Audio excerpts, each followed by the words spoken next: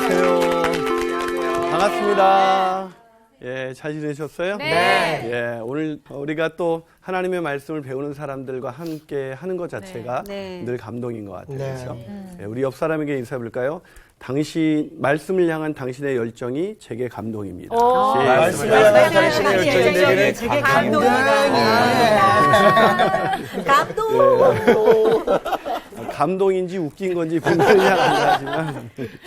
자, 우리가 또 지난주 우리가 배웠던 내용 기억하면서 우리 또 복습하는 시간 좀 가져볼 텐데요. 오해 없이 일을 성취할 수는 없다. 네. 우리가 살다 보면 오해를 참 많이 받아요.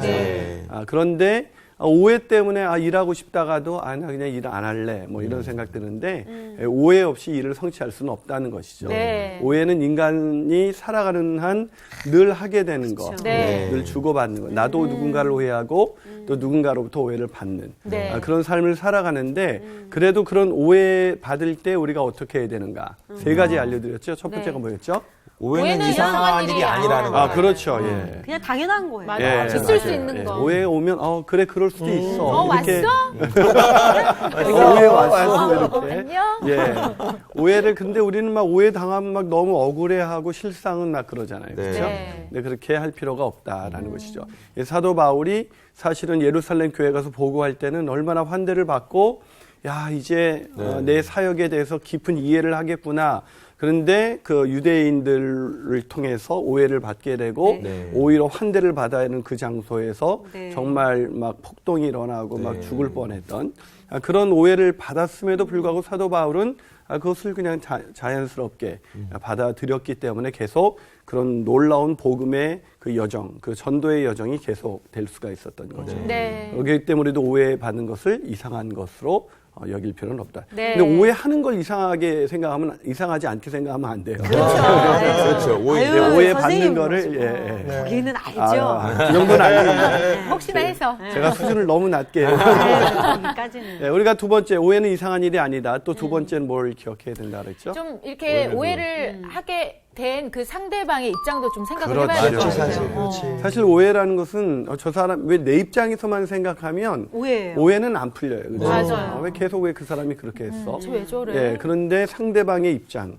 저도 이렇게 교회에서 이렇게 이제 예배 사이사이 시간에 예배가 이제 8시 반 예배, 10시 예배, 12시 예배, 2시 예배 이렇게 계속 예배가 있다 보니까 그 사이에 화장실 가는 게 급해. 이제 막 나와서 성도들하고 인사하고 그리고 설교 영접하고 그리고 막 나오고 나면 그 다음 예배 시간 맞추기가 쉽지가 않아요. 갑자기 급하면 제가 앞뒤 안 가리고 막 정신없이 가는 거예요. 오직 화장실을 향해서. 그런데 그때 어떤 성도님이 저한테 인사를 했는데 제가 그걸 못 본 거예요. 그러면 성도님들은 목사님 나 싫어해. 그래, 맞아. 불렀는데. 그러다가 이제 그 사람이 그렇게 얘기했는데 그 옆에 또 그런 일을 당했던 분이 있었으면 나도 그랬다. 아이고야. 우리 목사님 정이 없어. 문제 이렇게. 선생님 그런 분이셨어요?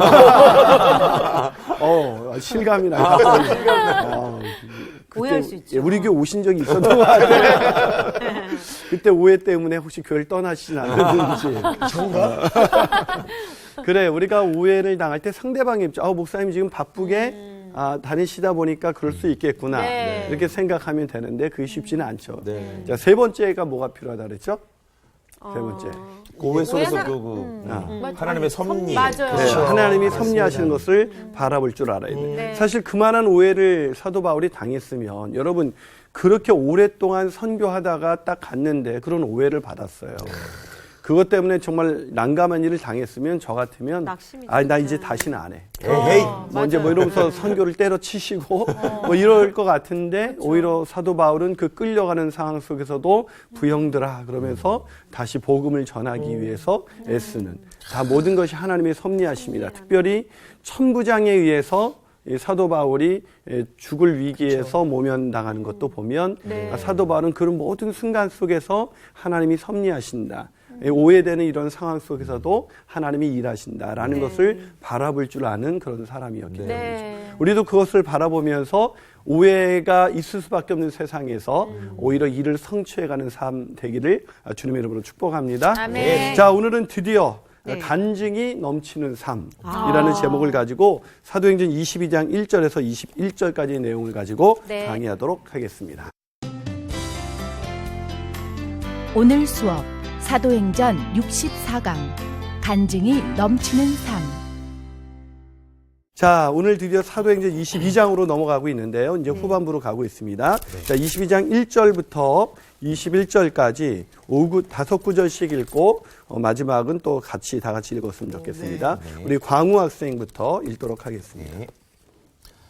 부형들아, 내가 지금 여러분 앞에서 변명하는 말을 들으라. 그들이 그가 히브리 말로 말함을 듣고 더욱 조용한지라. 이어 이르되 나는 유대인으로 길리기아 다소에서 났고 이 성에서 자라 가멜리알 문화에서 우리 조상들의 율법에 엄한 교육을 받았고 오늘 너희 모든 사람처럼 하나님께 대하여 열심히 있는 자라.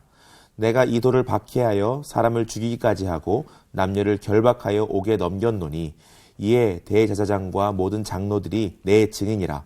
또 내가 그들에게서 다메섹의 형제들에게 가는 공문을 받아가지고 거기 있는 자들도 결박하여 예루살렘으로 끌고 가다 형벌받게 하려고 가더니 가는 중 다메섹에 가까이 갔을 때에 오정쯤 되어 호련히 하늘로부터 큰 빛이 나를 둘러 비치매 내가 땅에 엎드려져 들으니 소리 있어 이르되 사울아 사울아 내가 왜 나를 박해하느냐 하시거늘 내가 대답하되 주님 누구시니까 하니 이르시되 나는 내가 박해하는 나사렛 예수라 하시더라. 나와 함께 있는 사람들이 빛을 보면서도 나에게 말씀하시는 이의 소리는 듣지 못하더라. 내가 이르되 주님 무엇을 하리이까? 주께서 이르시되 일어나 다메섹으로 들어가라. 내가 해야 할 모든 것을 거기서 누가 이르리라 하시거늘 나는 그 빛의 광채로 말미암아 볼 수 없게 되었으므로 나와 함께 있는 사람들의 손에 끌려 다메섹에 들어갔노라. 율법에 따라 경건한 사람으로 거기 사는 모든 유대인들에게 칭찬을 듣는 아나니아라 하는 이가 내게 와 곁에 서서 말하되 형제 사울아 다시 보라 하거늘 즉시 그를 쳐다보았노라. 그가 또 이르되 우리 조상들의 하나님이 너를 택하여 너로 하여금 자기의 뜻을 알게 하시며 그 의인을 보게 하시고 그 입에서 나오는 음성을 듣게 하셨으니 내가 그를 위하여 모든 사람 앞에서 내가 보고 들은 것의 증인이 되리라. 이제는 왜 주저하느냐 일어나 주의 이름을 불러 세례를 받고 너의 죄를 씻으라 하더라. 후에 내가 예루살렘으로 돌아와서 성전에서 기도할 때에 황홀한 중에 봄에 주께서 내게 말씀하시되 속히 예루살렘에서 나가라. 그들은 내가 내게 대하여 증언하는 말을 듣지 아니하리라 하시거늘 내가 말하기를 주님 내가 주를 믿는 사람들을 가두고 또 각 회당에서 때리고 또 주의 증인 스데반이 피를 흘릴 때에 내가 곁에 서서 찬성하고 그 죽이는 사람들의 옷을 지킨 줄 그들도 아나이다. 나더러 또 이르시되 떠나가라 내가 너를 멀리 이방인에게로 보내리라 하셨느니라. 아멘. 자, 좀 내용이 길지만 이 내용은 아주 간단하게 말하면 사도 바울의 간증이에요. 뭐 변증이라고 뭐 변론 뭐 이렇게 부르기도 합니다. 왜 변론을 했냐면 지금 사람들에게 오해를 받아서 죽을 뻔했는데 천부장이 이러다가 죽겠다 싶어서 천부장에 의해서 이제 끌려가는 그런 상황 속이죠. 그런 상황 속에서 영내로 들어갈 때 바울이 천부장에게 헬라 말을 하니까 깜짝 놀라죠. 그러면서 이 천부장이 어떤 얘기를 하냐면 네가 이전에 소요를 일으켰던 그런 자객 4,000명을 거드리고 그 광야로 갔던 그 애굽인이 아니냐. 그때 그런 애굽인의 역사적인 그런 사건이 있었어요. 그래서 그 애굽인 때문에 유대인들이 복수를 하려고 이렇게 이 사람을 그렇게 죽이려고 하냐. 그것 때문에 그런 겁니까? 그러자 그때 바울이 뭐라고 말합니까? 나는 유대인이라 소읍이 아닌 길리기아 그 다소에서 났다. 그러면서 자기에 대해서 소개하면서 자기에게 말을 할 수 있도록 기회를 달라. 그래서 말을 하게 된 게 오늘 본문입니다. 네. 자, 그렇게 이제 죽을 뻔한 상황 속에서 말을 하게 됐으면 사도 바울 나 같으면 정말 힘들다, 너무 억울하다, 내가 왜 이런 일 당하는지 모르겠다, 그렇죠. 뭐 이런 얘기를 할 것 같은데 사도 바울은 오늘 그 기회를 타서 뭘 말하고 있어요? 예, 간증을 하고 있어요. 하나님을 전하고 있어요. 변론을 하고 있다는 것입니다. 네. 자, 이 변론을 통해서 제가 깨닫게 된 게 정말 간증이 넘치는 삶. 사도 바울은 그런 인생을 살았구나. 우리도 사도 바울처럼 간증이 넘치는 인생 되기를 주님의 이름으로 축복합니다. 아멘. 아멘. 그 1927년에 그 3월 6일에 철학자이자 노벨 문학상 그 수상자인 버트란드 러셀이라는 분이 어떤 그 시청에서 어떤 그 제목으로 대중 연설을 했냐면 나는 왜 그리스도인이 아닌가라는 아주 세계적인 그 노벨 문학상을 받은 사람이니까 뭐 대단한 사람이죠. 네. 이 사람이 나는 왜 그리스도인이 아닌가라는 연설을 했으니까 굉장한 반향을 일으켰죠. 왜냐하면 영향력 있는 사람이기도 했지만 당시 내가 그리스도인이 아니라는 것을 대범하게 말하는 사람은 별로 없었던 그런 시대였거든요. 네. 근데 그 책이 30년이 지나서 이 연설이 에세이집으로 그 출판이 되었고 그 1장에 실린 나는 왜 그리스도인이 아닌가 이 책의 이 연설의 제목이 그 책의 제목이 됐어요. 근데 이 책을 읽고 나서 나는 왜 그리스도인인가라는 책을 쓴 사람이 있어요. 그분이 바로 존 스타트라는 들어보셨죠? 존 스타트. 그분이 사실 책에 나와 있는 내용인데 그분이 왜 그 책을 쓰게 됐는지 그 동기를 이렇게 말합니다. 나는 왜 그리스도인이 되었는가라는 이 제목의 짧은 책에서 나는 러셀 백작의 논리적 근거를 하나씩 짚어가면서 반박하려고 그러는 것은 아니다. 왜냐하면 그 사람의 놀라운 재능을 인정하기 때문이다. 그러나 동시에 버트란드 러셀이 기독교에 대해서 논의하지 않은 부분, 심지어 고려도 하지 않은 부분에 대해서 나는 말하지 않을 수 없기 때문에 나는 왜 그리스도인인가라는 책을 쓰게 되었다라고 말하고 있습니다. 어떻게 보면 하나의 간증과도 같은 그런 책이죠. 네. 여러분 우리가 인생을 살면서 하나님을 소개할 수 있는 좋은 방법이 있는데 그게 바로 우리가 뭐 사형리에 대해서 들어보셨습니까? 뭐 이렇게 지금 죽어도 천국 갈 수 있어요?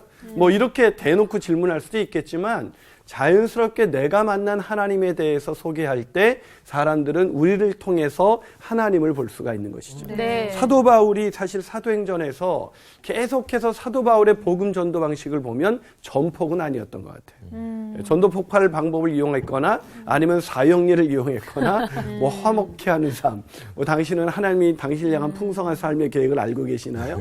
뭐 요즘은 전도할 때 당신의 행복 지수를 1에서 10으로 표현하면 뭐 몇 점 정도 된다고 생각하십니까? 뭐 이런 식으로 표현하는데 사도 바울은 늘 복음을 전할 때 자기의 간증을 사용합니다. 네. 간증. 여러분은 간증 최근에 해보신 적이 언제였던 것 같아요? 최근에. 최근에 찬양 사역을 저는 하니까 네. 노래를 하니까 그때 네. 자연스럽게 다음 곡을 소개하면서 네. 제 이야기를 조금 하게 되는 것 같아요. 예, 그렇죠. 네. 근데 그때 그 이야기가 최근에 일어난 얘기예요? 한 10년 전 거 막 계속 읽어먹는 거 아니죠? 제가 맨날 그런 거예요. 예. 저한테 그러세요. 간증할 때 보면은 가장 뜨거웠던 하나님을 만났던 그 부분을 대부분 좀 얘기하게 되지 그렇죠. 않나요? 예, 네. 그렇죠. 사실은 그 사도행전에서 오늘 우리가 읽었은 이 본문이 어디서 많이 듣던 얘기죠. 예. 맞아요. 예, 다메섹 도상에서 바울이 하나님 만난 예수님 만난 이야기잖아요. 네. 이게 어디서 처음 나와요? 사도행전 9장에서 처음 나옵니다. 그렇죠. 그런데 이 사도행전 9장에서 일어난 이 일들이 얼마나 중요했는지 22장 오늘 본문에도 다시 있고요. 또 26장 가서 사도 바울이 또 얘기해요. 그러니까 3번이나 나왔다는 얘기는 그렇죠. 이 이야기가 사도 바울의 인생에 있어서 굉장히 중요한 네. 그런 동기가 됐다는 것이죠. 우리 인생에서도 우리가 이렇게 살게 된 어떤 이유가 있는데 동기가 있어요. 저도 특히 청소년 사역을 되게 오래 하잖아요. 네. 나이가 50이 넘어서도 제가 청소년 사역 하는데 아주 힘들어요. 30대 아니셨나요? 아우, 제가 30대였으면 얼마나 좋겠어요. 웬일. 제가 얼굴은 동안인데 네, 몸은 노안이에요. 그러니까 청소년하고 또 이렇게 사역을 하시다 보면 네. 참 그 그 젊은 친구들의 그 돌발적인 어떤 질문들. 그다음에 그렇죠. 또 반대로 맞아. 어떤 말을 해도 무반응인 어떤 그렇죠. 그런 그 느낌. 경험해 힘드실 것 보셨군요. 같아요. 사실 차라리 돌발적인 질문은 괜찮아요. 근데 반응이 없는 거. 맞아, 무반응. 반응이 없어. 무반응. 네. 그 아이들 앞에 서서 복음을 증거하기 위해서 갈 때마다 거의 뭐 40년 가까이 차이 나는 중학교 1학년 애들하고는 거의 40년 가까이, 뭐 30년에서 한 40년 그 한 세대의 갭을 뛰어넘어서 애들 앞에 이렇게 복음을 전하려고 그러니까 네. 쉽지가 않죠. 네. 근데 하나님이 왜 나를 그렇게 쓰셨을까 생각해 보면 제가 중학교 때 예수님 만났어요. 네. 제가 중학생이 될 때까지 자살을 3번이나 시도할 만큼 제 인생에 참 힘든 청소년기를 보냈는데 그때 주님을 만났기 때문에 제 인생이 달라졌고 그러다 보니까 청소년 하면 제 마음에 뜨거운 마음이 올라오더라고요. 그래서 지금도 이 나이에도 그냥 가서 아이들 앞에 서서 예수님 만나야 된다고 복음을 전하는데 어제도 제가 한 캠프에서 복음을 전하느라고 대전에 갔다가 왔는데 그냥 여름이나 겨울이면 그냥 애들 앞에 와달라 그럴 때마다 얼마나 두렵고 떨리는지 모르겠어요. 아이고, 근데 그래도- 참 간증을 할 때마다 진짜 막 그게 생생해요. 이 사도 바울이 그 다메섹 도상에서의 그 간증은 마치 그랬을 것 같아요. 근데 저희 인생 속에서는 그때 이후로도 간증이 지금 더 많아요. 매주 하나님 만나니까 간증이라는 게 하나님 만난 내 인생의 사건이고 그 사건의 변화니까 매번 그런 일이 있는 거예요. 네. 근데 오늘 사도 바울도 그 간증을 통해서 주님을 전하는데 문제는 오늘날 이 간증이 사라졌다는 거예요. 우리는 수련회 갔다 오면 늘 간증 썼잖아요. 네, 그렇죠? 맞아요. 막 울면서 네. 사실은 여자친구 만나러 왔다가 주님 만났어요. 막 이러면서 그런 경우가 제가 여자친구 만나러 갔다가 주님 만난 사람이죠. 뭐 누구는 뭐 빵과 요구르트를 얻어로 먹으러 갔다가 주님 만나기도 하고 체육대회 갔다가 주님 만나기도 하고 그죠. 예, 막 그렇게 주님 만난 이야기가 있는데 오늘날 안타까운 것은 이 간증이 없어요. 간증이. 자, 우리가 간증이 넘치는 삶, 그런 삶 살게 되기를 주님의 이름으로 축복합니다. 아멘. 자, 그런 삶을 살기 위해서 오늘 본문을 우리가 차근차근히 살펴보면 자, 사도 바울은 왜 이런 간증이 넘치는 삶을 살 수가 있었을까? 첫 번째는 예수님을 만나 깨닫게 된 죄가 있었기 때문입니다. 그래서 간증이 넘치는 삶을 살기 위해서 첫 번째로 중요한 게 뭐냐면 죄를 깨닫는 예, 오늘 제 주제가 뭐죠? 간증이 넘치는 간증이 삶이에요. 넘치는 삶. 넘치는 삶. 이 간증이 넘치는 삶을 살기 위해서는 첫 번째로 중요한 게 뭐냐면 예수님을 만나 죄를 고백. 만나 죄를 깨닫게 된 그런 예수님 만나 죄를 깨닫게 될 때 그때 우리가 간증이 넘치는 인생을 살 수가 있다는 거예요. 여러분 간증이 무슨 뜻인지 아세요? 간증? 간증할 때 이 간자가 이 범할 간자입니다. 이 범할 간자는 뭘 범했다는 거예요? 죄? 죄를 맞아요. 죄를 범했다는 거예요. 증거하다. 범한 죄를 증거하다. 이게 간증의 뜻이에요. 자, 우리는 보통 간증 그러면 막 사업 망할래다가 뭐 일으켰다. 뭐 이런 간증. 죽을 잘된 병에 거. 걸렸다가 잘된 거. 살아났다. 뭐 이런 거 뭔가 극적인 뭐 그런 얘기 들어야 간증이 있다고 생각해서 간증하세요. 그러면 제가 뭐 할 게 있나요? 뭐 이래요. 할 게 천진데요. 예, 할 게 좀. 그냥 진짜 이 죄를 범한 이야기, 늘 죄를 짓고 살아가고 그 죄를 용서하신 하나님의 은혜와 사랑을 우리가 늘 경험하게 되기 때문에 사실은 간증이 넘치는 삶이 이게 당연한 삶이에요. 근데 간증이 우리에게 없다는 것이죠. 제가 우리 교회에서 한 형제가 간증을 하는데 이분이 그냥 간증을 하면서 매주 이 예수님 만나기 전에는 예배 시작 5분 전부터 주무시기 시작해서 5분 전에 깨어나요. 왜냐하면 제가 목소리가 톤이 커진대. 그래서 이렇게 시끄러워서 깨어나면 목사님 막 울고 있고 성도들 울고 있고 왜 그러지? 이랬던 사람이 예수님 만나니까 자기 죄를 깨달으니까 어저께도 우리가 뭐 예배를 드리는데 늘 울어요. 늘 우는 거예요. 마음속에서 늘 이 찬양이 이해가 된다는 거예요. 늘 울어도 그 큰 은혜 다 갚을 수 없네.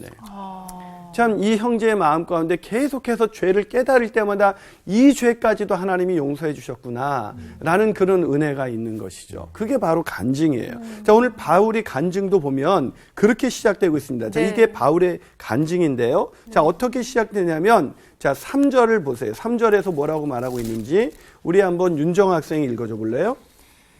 나는 유대인으로 길리기아 다소에서 났고 이성에서 자라 가말리엘의 문화에서 우리 조상들의 율법에 엄한 교훈을 받았고 오늘 너희 모든 사람처럼 하나님께 대하여 열심히 있는 자라. 자, 이 바울이 간증을 할 때 먼저 무슨 얘기를 해요? 자라온 이제 예, 어디죠? 자기가 어디서 네. 태어났고 어디서 자랐고 누구에게 배웠다. 이게 태어났고 자랐고 배웠다. 이것이 그 당시 자기를 소개하는 기본적인 그 포맷이에요.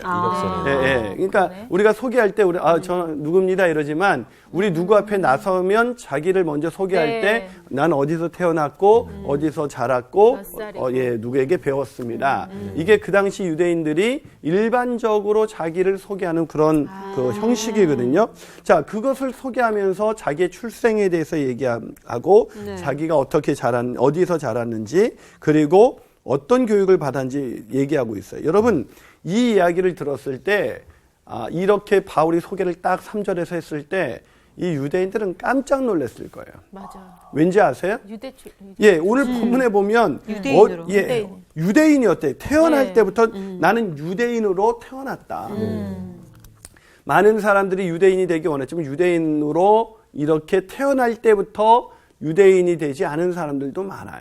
근데 이 사람은 출생부터 유대인인데 특히 길리기아 다소에서 났는데 이 길리기아, 이 다소라는 지역이 그 당시 사람들이 다 살고 싶어하는 도시였어요. 왜요? 어떤 면에서요? 그만큼 이 다소라는 그 도시는 굉장히 그 문화적으로나 경제적으로나 이런 것이 잘 갖춰진 도시예요. 그러니까 도시가 가장 잘 계획된 도시.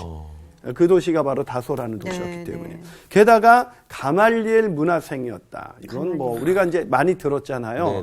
이 가말리엘이라는 사람 문화생. 여러분 가말리엘 그러면 오늘날 우리가 이 시대의 가장 최고의 학자. 그분을 떠올리면 그분보다 더 대단한 사람. 그분이 바로 가말리엘입니다. 여러분 그 당시 유대인들의 학파 중에 학풍을 이끌어가는 학파 중에 힐렐 학파라는 학파가 이것을 끌어가고 있었는데 그때 가장 힐렐 학파에서 가장 뛰어난 학자가 누구냐 그러면 바로 가말리엘. 가말리엘이 죽었을 때 탈무드 아시죠? 네. 그 탈무드는 가말리엘이 죽은 다음에 그것을 이렇게 기록을 했습니다. 라반 가말리엘이 죽은 이래 율법의 영광이 떠났다. 그 정도로. 예, 그 사람의 죽음은 이제 더 이상 율법의 영광, 우리가 그런 율법에 대한 그런 가르침, 그런 영광스러운 가르침을 더 이상 배울 수는 없을 것이다. 그런 사람 밑에서 배웠어요. 누가요? 바울. 그러니까 사람들이 가말리엘, 우와. 이런 거죠. 이것만 들었을 때 자기들이 오해해서 죽이려고 했었던 이 사람이 이런 사람이었어? 라고 할 만한 엄청난 얘기를 하는 거예요. 그런데 이어서 또 더 놀랄 만한 이야기를 합니다. 그게 4절과 5절이에요. 자, 4절을 우리 4절 5절을 한번 성호 학생이 한번 읽어줘 볼래요? 네. 내가 이 돌을 박해하여 사람을 죽이기까지 하고 남녀를 결박하여 옥에 넘겼노니 이에 대제사장과 모든 장로들이 내 증인이라. 또 내가 그들에게서 다메섹 형제들에게 가는 공문을 받아 가지고 거기 있는 자들도 결박하여 예루살렘으로 끌어가다가 형벌받게 하려고 가더니. 자, 이 얘기를 들었을 때, 자, 유대인들이 지금 바울을 왜 막 소동이 일어나고 바울을 막 죽이려 하고 오해하고 왜 그랬죠? 이단으로. 예, 그 당시 이단은 뭐예요? 기독교, 그리스도교를 믿는 이 도에 대해서 안 좋은 생각을 가지고 있는 사람들에게 바울이 말하는 내가 이런 사람인데 내가 누구보다도 열심히 이 도에 대해서 박해했던 사람이에요. 당신이 그랬습니까? 우리가 괜한 오해했네요. 막 이제 이럴 분위기로 이제 가고 있는 거죠. 네. 아, 우리가 막 사람 막 싸웠는데 알고 보니까 뭐 형제지간이야. 몰라봤네. 아니었네, 이게 아니었네. 아우 형님 뭐 죄송합니다. 이제 뭐 이런 유대인들이 이제 바울을 형님으로 모셔야 되는 이제 그런 분위기로 지금 가고 있는 것입니다. 그런데 바울이 이 얘기를 왜 하고 있는 거예요? 왜 이 이야기를 하고 있는 거예요? 가더니로 끝나잖아요. 네. 가더니 나 옛날에 이렇게 살았어요. 그러나 지금은 아니에요. 아니라는 것이죠. 이때 일을 사도 바울이 디모데 전서 1장 15절에서 기억하면서 사도 바울은 이때에 그 예수 믿는 사람들을 박해했던 일을 생각할 때마다 거꾸로 바울은 얼마나 죽고 싶었을까? 내가 왜 그랬지? 진짜 자기의 그 손과 발을 정말 막 어떻게 하고 싶었을 거예요. 네. 그래서 사도 바울이 디모데전서 1장 15절에서 이렇게 말합니다. 밑보다 모든 사람이 받을 만한 이 말이요 그리스도 예수께서 죄인을 구원하시려고 세상에 임하셨다 하였도다. 죄인 중에 내가 괴순이라. 자신의 인생, 잘 나갔던 인생, 모든 사람이 악소리 냈던 그 인생이 자기에게는 뭐예요? 죄뿐인 인생이었다. 즉 간증을 하면서 바울은 자신의 깨닫게 된 죄, 다른 사람들은 부러워할 만한 사건이지만 자신이 깨닫게 된 죄에 대해서 말을 하고 있는 것이죠. 이게 바로 간증입니다. 그래서 간증을 잘할 때는 내가 성공한 이야기가 아니라 내 죄를 깨닫게 된 이야기, 그 이야기가 있을 때, 그 이야기 속에서 나를 구원하신 하나님의 이야기가 있을 때 간증이 넘치는 삶 살 수 있는 것입니다. 자, 그렇다면 우리가 간증이 넘치는 삶 살 수밖에 없겠지. 안 그래요? 살 수밖에 없겠죠. 네. 왜? 우리는 죄가 너무 많아요. 근데 그 죄를 덮어주신 하나님의 은혜가 너무나 크잖아요. 죄가 더한 곳에 은혜가 넘쳤더라. 우리는 죄뿐인 인생이지만 우리를 은혜로 대해주시는, 구원해주시는 하나님의 사랑 때문에 간증이 넘치는 거예요. 자, 사도 바울이 그래서 그것을 생각할 때마다 너무 그게 은혜가 돼서 그걸 말하지 않을 수 없는 그 마음 속에 그 간증에 대한 열망이 일어나는 거예요. 근데 우리들은 간증해서 저 할 게 없는데요. 막 이렇게 되는 거는 간증을 우리가 오해하고 있는 거죠. 뭔가 극적인 어떤 성공적인 이야기 아닙니다. 그것은 어쩌면 간증보다는 좀 아닌 이야기예요. 저도 사실은 예. 지금 이 간증에 대해서 배우기 전까지는 예. 그렇게 생각하고 있어요. 그럼요. 예. 우리는 성경에 대한 이야기가 아니라 성경을 통해서 깨닫게 된 죄, 그 죄를 은혜로 덮어주신 하나님의 은혜가 늘 넘치는 거예요. 그런 넘치는 삶 살게 되기를 축복합니다. 자, 두 번째로 간증이 넘치는 삶, 그런 간증하는 삶을 살기 위해서는 어떤 삶을 사느냐? 예수를 만나서 죄를 고백하는 삶, 죄를 깨닫고 그 죄를 고백하는 삶이고요. 고백하는 삶. 그리고 두 번째는 뭐냐면 이 본문에서 잘 보면 예수님을 만난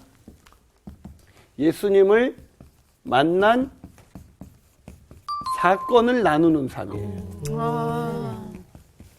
즉 간증을 한다 그러면 뭐가 있어야 돼요? 사건이 있어야 돼요. 사건. 즉 간증을 나눈다는 얘기는 단순히 내가 만난 예수님에 대한 어떤 지식을 얘기하는 것이 아니라 지식이 아니라 사건을 얘기하는 거예요. 지식을 얘기하는 걸 우리는 티칭, 가르침이라고 합니다. 근데 내가 만난 사건을 얘기하는 것은 뭐예요? 그것이 간증이라고 그래요. 여러분 오늘 본문에 이 바울 5절을 한번 우리 미란 학생이 한번 읽어줘 볼래요? 5절. 이에 대제사장과 모든 장로들이 내 증인이라.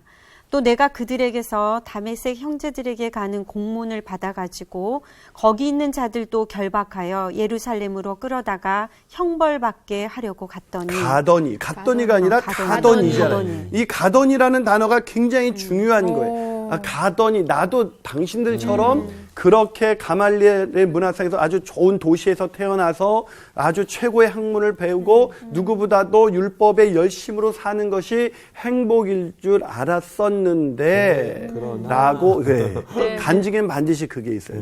세상 사람들과 내가 똑같이 죄를 범하면서 살았던 삶이 나도 그게 축복이고 그게 성공인 줄 알았는데 그런데 사건이 있었습니다.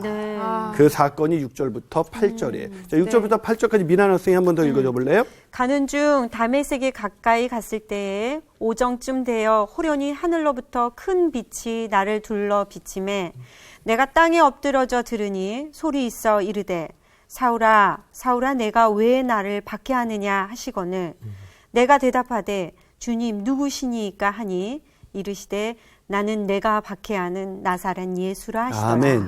자, 바울이 지금 뭘 증언하고 있죠? 핵심적으로 예수님을 만난 사건. 그렇죠? 네. 그때 어떻게 만나게 됐어요? 갑자기 오정쯤 되었을 때 하늘로부터 태양보다 더 밝은 빛이 비추더니 갑자기 엎드러져 있었는데 소리가 나면서 사울아 사울아 내가 나를 왜 박해하느냐 하고 하셔서 아우 내가 하나님을 박해한 적이 없으니까 그건 이제 하나님의 임재의 상징이라는 걸 누구나 아는 그런 사건이 일어난 거죠. 오 하나님 내가 언제 박해했습니까? 그랬더니 나는 내가 박해하는 예수다라고 얘기를 하신 거죠.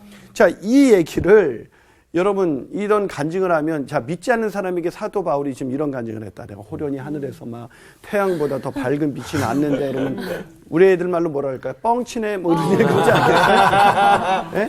정상이 아니야 정상이. 뭐 정상이 아니라고 하겠죠. 왜냐하면 이거는 쉽게 받아들일 수 있는 그런 사건이 아니잖아요.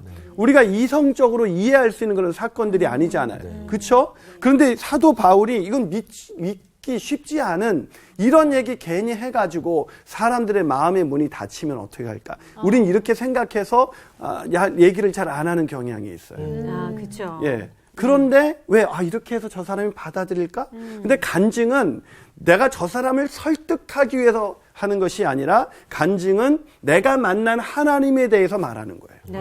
내가 만난 예수님에 대한 그 사건을 증언하는 거지 증언자이지 내가 이 간증을 듣는 대상을 고려해서 이 얘기를 저 사람이 들을 만한 얘기로 정리해 주는 건 간증이 아니에요.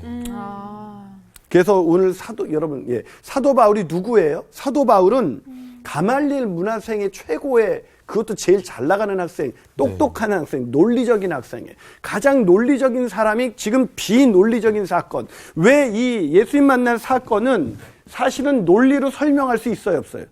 없어요. 인간의 이성으로 하늘보다 태양보다 더 밝은 빛이 있다는 것 자체를 받아들일 수가 없어요.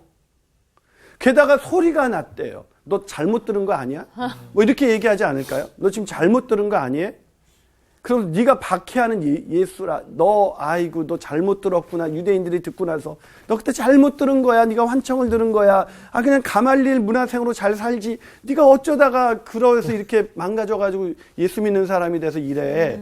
이럴 수 있는 빌미를 재건할 수 있는 신비로운 사건, 이해가 되지 않는 사건이에요. 여러분 예수님 만난 사건은 사람의 이성으로는 신비적인 요소가 있어요. 네. 제가 아는 유해근 목사님이라고 있는데 이분이 장로신학대학원을 수석으로 이렇게 졸업하신 분이에요. 여러분 장로 신학대학원을 수석 입학하고 졸업했다는 것은 굉장히 탁월한 분이에요. 여러분 일명 스카이대학 출신들도 떨어지는 학교거든요. 재수해서 가는 학교란 말이에요. 정말 앞서가는 사람이에요. 근데 그분이 실명을 했어요. 실명했는데 예수님을 어디서 만났냐면 이분이 예수님을 만난 것이 어디냐면 죽으러 이제 실명이 됐으니까 모든 거 포기하고 죽으러 강원도 동해 묵호항이라고 불렀죠. 네. 거기에 가서 그냥 와이프한테 날 더 이상 찾지 마시오 하고 갔다가 죽으려고 밥에 그때 추운 겨울 2월 지금 12월보다 1월이 더 춥죠. 네. 1월보다 2월 초가 더 춥습니다. 네, 원래 네. 겨울이라는 게. 그 추운 겨울에 죽으러 바닷가로 나갑니다. 근데 이 사람이 안 죽었어요. 왜 안 죽었냐면 너무 추워서. 이 사람이 웃기죠. 예. 예. 여러분 사람이요. 제가 그런 설교하는데요. 비관적인 상황 때문에 절망하는 사람은 없습니다. 비관적인 생각 때문에 절망합니다. 막상 절망적인 상황에 어려운 상황에 부딪히잖아요. 그러면 사람은요 살려고 해요. 근데 그 상황을 상상하면서 비관적인 생각에 빠져 있으면 사람은 절망하고 스스로 목숨을 끊습니다. 그게 인간이에요. 그러니까 이분이 추워가지고 자기도 모르게 저기 보니까 해안가에서 모닥불이 있는 거예요. 그래서 모닥불로 자살하려는 사람이 바닷물로 안 가고 모닥불로 가신 거예요. 아니 저 웃을 일은 아닌데 웃기네. 네, 그렇죠. 아니, 또 몸 좀 데피고 그분이 나서. 거기서 데피고 있는데 이렇게 할머니들이 그 사시겠다고 그 고기 몇 마리를 떼와서 고기 사세요. 막 이러는 소리를 가니까 들리는 거예요. 이분이 얼마나 부끄러웠겠어요. 할머니들도 사시려고 이 추운 겨울에 그 고기 몇 마리 떠다가 살려고 그러는데 그 사이로 예수님이 보이시는 거예요. 예수님이 부르시대요. 유목사 너 여기 왜 왔어? 그랬더니 이 사람이 유 목사님 대답, 죽으러 왔습니다. 바보 같은 놈. 예수님이 말씀하시더래요. 그 말씀 한마디에 마음이 무너지면서 그 모닥불에서 무릎을 꿇고 펑펑 울었대요. 이분이 만난 예수님이에요. 여러분, 예수님을 만난 사건이 있잖아요. 네. 그 사건을 말하지 않을 수 없는 게 간증이에요. 우리는 매번 예수님과 동행하는 임마누엘 하나님, 예수님이 임마누엘이 되셔서 이 땅에 오셨고 예수님이 떠나가시면서 또 성령 하나님을, 보혜사 성령 하나님을 보내셔서 우리가 그 하나님과 늘 동행하면서 살기에 우리가 범죄하는 순간마다 그런 우리를 용서의 손길로, 사랑의 손길로 우리를 덮어주시는 하나님의 은혜, 그 은혜를 매번 경험하는 거예요. 그 사건을 매주 말하면서 감격하는 거예요. 사도 바울은 그걸 말하지 않을 수 없는 것이죠. 그 은혜가, 여러분, 그래서 간증은 예수님에 대한 지식을 전하는 것이 아니라 예수님을 만난 사건을 말하는 것이다. 그래서 우리는 사건이 없어요. 왜냐하면 예수님을 언제 옛날에 만났어요. 옛날에. 그리고 그 다음부터는 안 만나. 예수님이 지금도 우리와 동행하시는데 내 안에 사는 것은 내가 사는 것이 아니요 내 안에 그리스도께서 사신다고 말하면서도 내 안에 사시는 그리스도와의 동행이 없어요. 그래서 사건이 없어요. 그래서 간증이 없어요. 이 간증이 넘쳐나는 그런 인생 사시기를 축복합니다. 아멘. 자, 마지막으로 우리가 간증이 넘치는 삶이란 어떤 삶일까? 그것은 예수님을 만난 후 변화된 삶입니다. 자, 예수님을 만난 후 뭐가 일어난다고요? 변화된 삶. 변화된 삶이 일어나는 거예요. 자, 예수님을 만나 죄를 깨닫고 고백하는 삶이고, 예수님 만난 사건을 나누는 삶이고, 만난 후 변화된 삶을 나누는 게 간증이에요. 네. 그래서 간증을 들으면요, 죄에서 시작했는데 예수님 만난 사건이 있고요, 그 사건 때문에 변화된 내 이야기가 있어요. 돈이 없는데도 행복해. 병이 고쳐지지 않았는데도 마음에 평강이 있어. 그게 진짜 간증이에요. 근데 우리 옛날 간증을 하면 병 고쳐준 이야기, 사업 잘된 이야기, 망할 뻔했다가 뭐 갑자기 이상한 사람 만나서 대박 터진 이야기, 막 이런 얘기하니까 왜 난 저런 간증이 없지? 그리고 간증을 안 나누는데 오늘 본문에 있는 사도 바울은 그러지 않았다는 거예요. 여러분, 이어령 교수님이 지성에서 영성으로라는 책에서 어떤 얘기를 하냐면 예수님을 믿고 나서 이렇게 고백합니다. 70평생 동안 나는 한 번도 하지 않은 일들을 하고 삽니다. 세례를 받은 것과 시집을 낸 것이 그렇고 나이를 많이 먹은 사람이 평소에 하지 않았던 그런 믿음의 행위를 하다 보니까 사람들이 뭐라고 말하냐면 치매 걸린 거 아니냐, 알츠하이머에 걸린 거 아니냐라고 말한다면, 그러면서 늘 이 이어령 교수님 만날 때마다 사람들이 질문한대요. 어쩌다 예수를 믿게 됐습니까?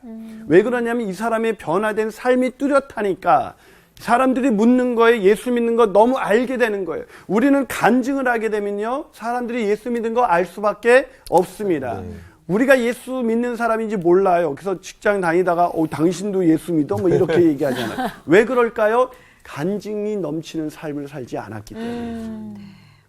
여러분, 이 간증이 넘치는 이 삶, 바울을 보세요. 자, 오늘 본문 10절을 우리 광우 학생이 한번 읽어볼래요? 네. 내가 이르되 주님 무엇을 하리이까? 주께서 이르시되 일어나 다메섹으로 들어가라. 내가 해야 할 모든 것을 거기서 누가 이르리라 자, 하시거늘. 사도 바울이 변화된 이야기가 오늘 본문 10절에 있어요. 자, 예수 만난 사건을 말하고 자기가 변화됐다. 어떻게 변화됐습니까? 내가 무엇을 하리이까? 그렇죠. 주님, 내가 무엇을 하리까?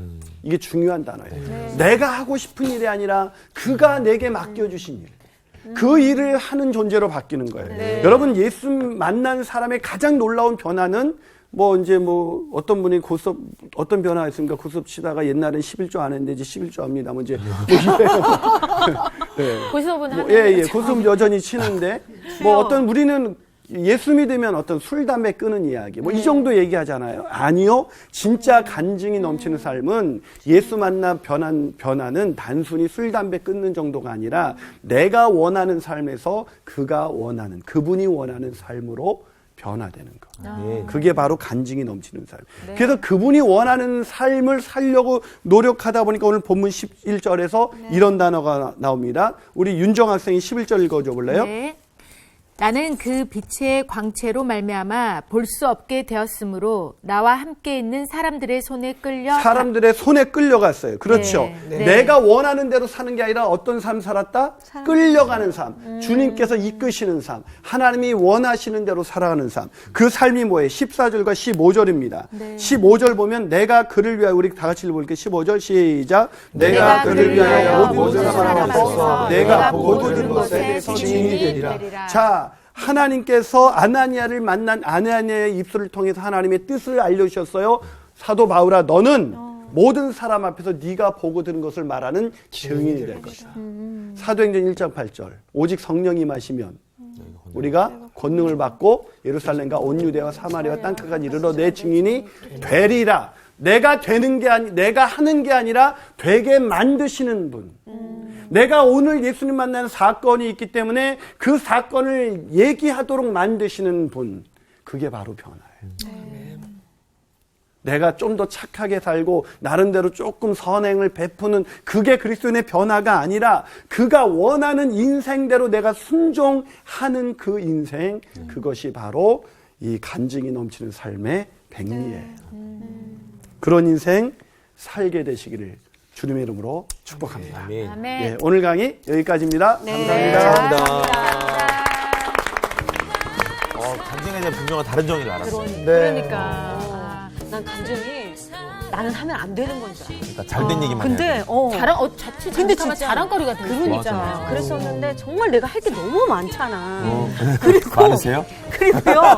정말 난 최근에 만났던 정말 하나님과 만났던 그 사건들이 뭐가 있지 생각해 보니까 그런 것들이 맞아 예전의 거로 자꾸 얘기했던 거지 지금 최근에 그랬던 거는 별로 없었던 거야. 그렇죠.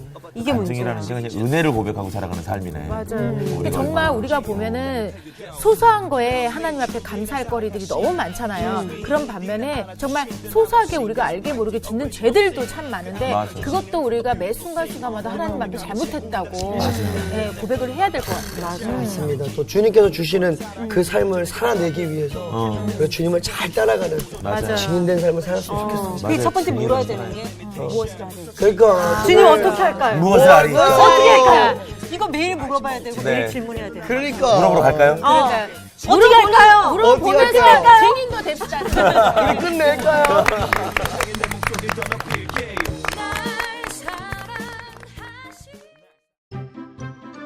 이번 주 퀴즈입니다.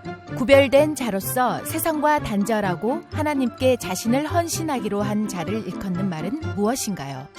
1번 나시린, 2번 제사장, 3번 서기관. 정답을 아시는 분은 CBS 성사학당 홈페이지에 정답을 올려주시거나 우편으로 보내주시면 됩니다. 보내실 곳은 서울특별시 양천구 목동서로 159-1 CBS 성서학당 담당자 앞입니다. 연락처를 꼭 남겨주세요. 선정되신 분들에게는 대한성서공회에서 성경, 송태근 선생님의 캐도남마 다니엘서, 신우인 선생님의 땅과 하늘의 갈림길에서 성경 통독을 위한 최고의 자습서 성경 2.0 가운데 하나를 드립니다.